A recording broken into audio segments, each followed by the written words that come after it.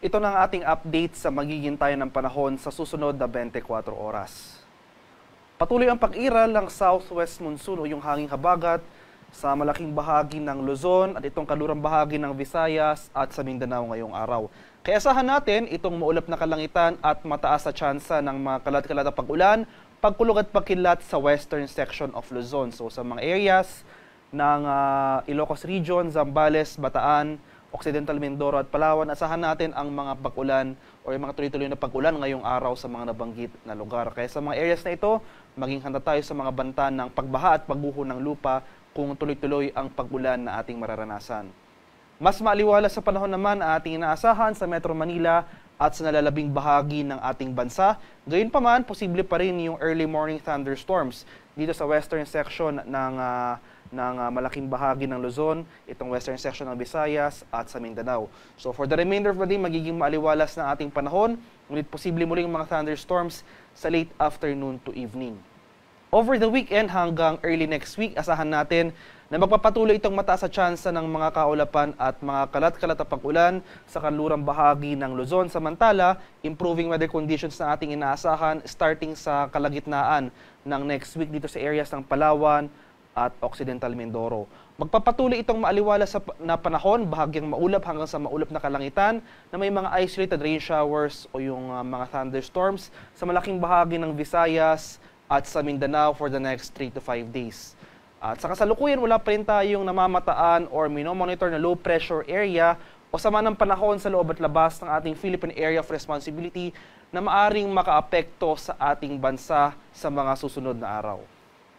At para naman sa magiging lagay ng ating panahon ngayong araw dito sa Luzon, dahil sa pag-iral ng habagat, asahan pa rin natin ang mataas na tsansa ng pag-ulan ngayong araw sa bahagi ng Ilocos Region, itong areas ng Zambales, Bataan at Occidental Mindoro. Kaya maghanda pa rin tayo sa mga posibleng pagbaha sa mga lugar na ito. Mas maaliwalas sa panahon naman dito sa Metro Manila at sa nalalabing bahagi ng Luzon. Gayunpaman, inulit ko po, posible pa rin yung mga early morning thunderstorms. So magiging mas panandalian lamang yung mga pag-ulan na ito at magiging mas maaliwalas na ang ating panahon simula umaga hanggang sa tanghali. So mainit at malinsang ang panahon na ang ating inaasahan for the remainder of the day. Pero pagsapit naman ng late afternoon to evening, nandyan muli yung mga tsansa ng mga panandaliang pag-ulan na dala ng thunderstorms. Kaya ugaliin pa rin magdala ng payong pananggalang yan sa ulan ngayong madaling araw at mamayang hapon. Maximum temperature forecast para sa Lawag ngayong araw, posibleng umabot ng 31 degrees Celsius. 23 degrees naman dito sa bahagi ng Baguio City at 34 degrees Celsius sa bahagi ng Tuguegarao. Maximum temperature forecast para sa Metro Manila ngayong araw, posibleng umabot ng 32 degrees Celsius. 31 degrees naman sa area ng Tagaytay at 32 degrees Celsius sa bahagi ng Legazpi. Sa areas naman ng Palawan, Visayas at sa Mindanao, dahil rin sa habagat, asahan na rin natin itong mga kalat-kalat na thunderstorm sa bahagi ng Palawan. So, Puerto Princesa at Calayan Islands, asahan natin malaking bahagi ng Palawan ngayong araw makakaranas ng mga pag-ulan na dala ng habagat.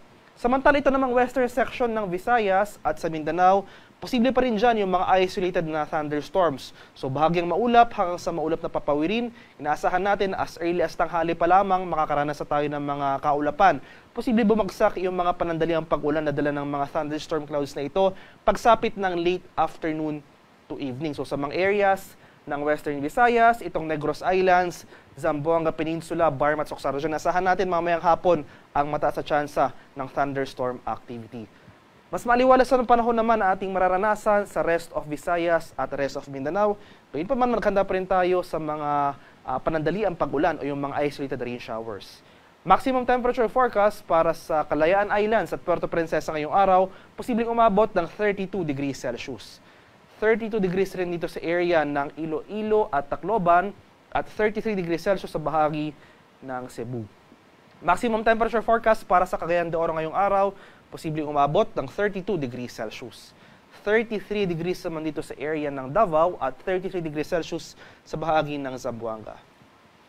At sa kalagayan ng ating karagatan, sa kasalukuyan, wala pa rin nakataas na gale warning sa anumang baybay na ating kapuluan at banayad hanggang sa katamtamang pag-alon na ating inaasahan sa malaking bahagi ng ating bansa.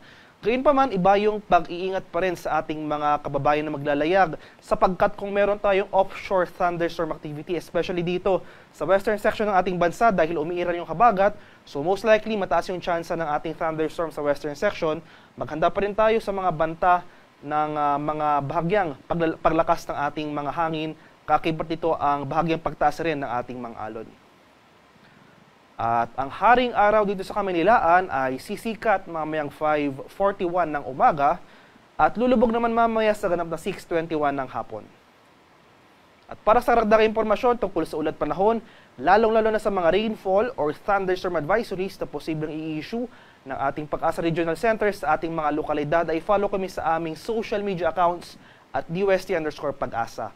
Mag-subscribe rin kayo sa aming YouTube channel sa DOST Pag-asa Weather Report at palaging bisitahin ang aming official website sa pag-asa.dost.gov.ph. At yan lamang po ang latest mula dito sa Pag-asa Weather Forecasting Center. Magandang umaga sa ating lahat. Ako po si Dan Villamil nag-uulat.